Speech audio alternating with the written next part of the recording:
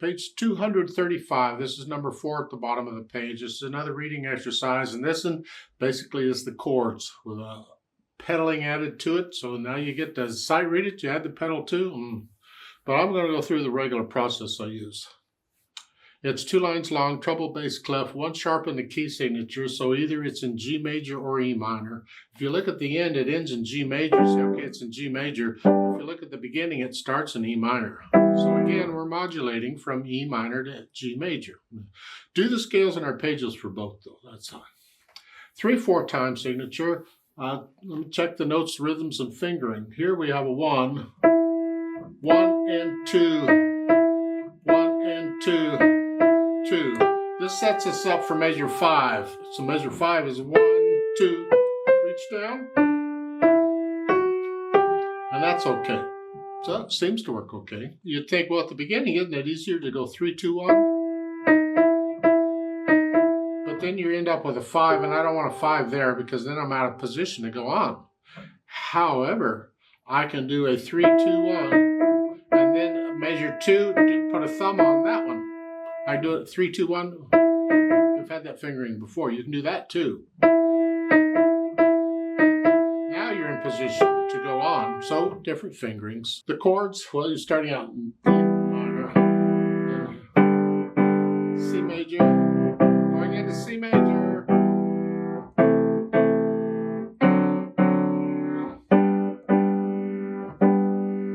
and going from measure 6 to 7, from here to here. I don't go from here to here. I'm using 4th finger there, so I'm going from there to here. I can do a 3, 5 one because I'm not going very far.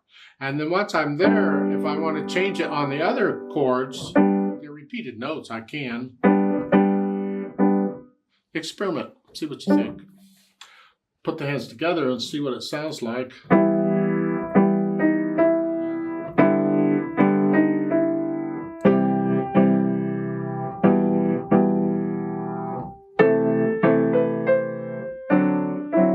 Put the hands together and then go back over it and get rid of the hesitations. And it would be good too if you could eventually play this without looking at the keyboard. That left hand, the bass note's going down. That's the bass line. It's kind of nice and it's handy. You can start the first measure 4, 2, 1 if you want to. That prepares here. That helps a little bit. And then 4, 2, 1 again, and then 5. So you're not having to use 5 on everything. Experiment. Now once I have the hands together, I get rid of the hesitations, and once those puppies are gone, then I think about the articulation, and this is very connected. You can't connect this, pretend you can. This you do. Left. And you see at the end of the first line, the curved line, it goes on to the end of the line. Because normally it would just go to the last note and stop there. This goes to the end of the line. And then the curved line on measure 5 begins at the beginning of the line. That's their way of notating that this thing is one great big long phrase. It's one curved line that goes to both lines. And this is, so you connect the whole thing. Does it make sense? Well, listen to it.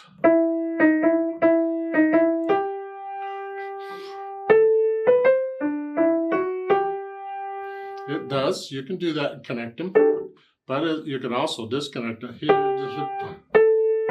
put in a new phrase there. I mean, that makes sense too.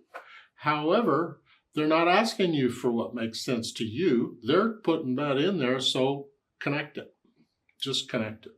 Stop asking questions. Connect it. The whole thing's connected together. Largo is slow. How slow? Well, we have to be careful with piano.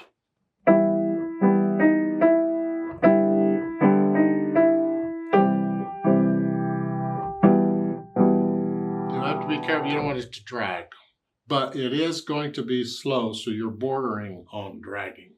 Keep it down. Oh, I missed dynamics. Shame on me. Dynamics. Well, they're giving 2 and they don't need to do that. You get 1 dynamic in the middle. That would be the EMF. This. Whatever moderately loud is for you. You don't need the P. You should just do that. You keep this under it.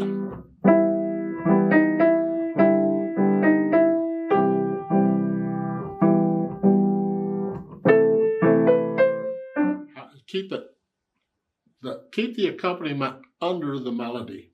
Now they've added pedal on this, and it's kind of helpful on this kind of a thing because when it goes slow, you have time to hear the notes. And on piano, when you play a note, they just sit there and die away. Now that's exciting. But if you can add the overtones, color it a little bit. And that's really what we're doing here. It also lets us connect these chords because we can't connect them otherwise. Like we might be able to connect the bottom note.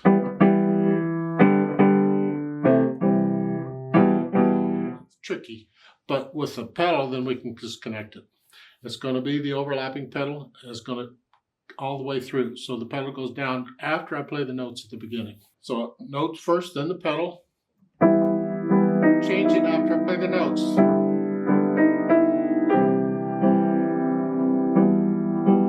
All the way through, it's that way. Something like that.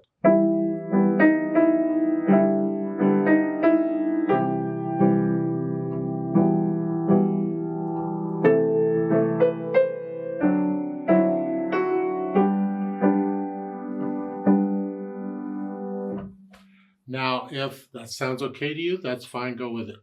I don't care for it. I like a clean melody. I don't want that. Or, I don't like that. So I'm going to adjust it just a little bit so I don't get that jump. I want to connect the left hand. I need the pedal for that. But I don't want to pedal the eighth notes. So I'm going to lift up for the eighth notes.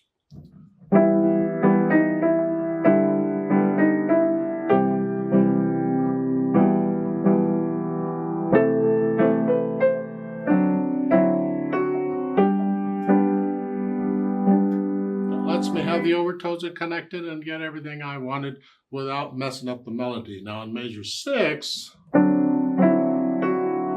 I'm lifting it up on after I play the right there. I lift it up and then down again here. So I and then down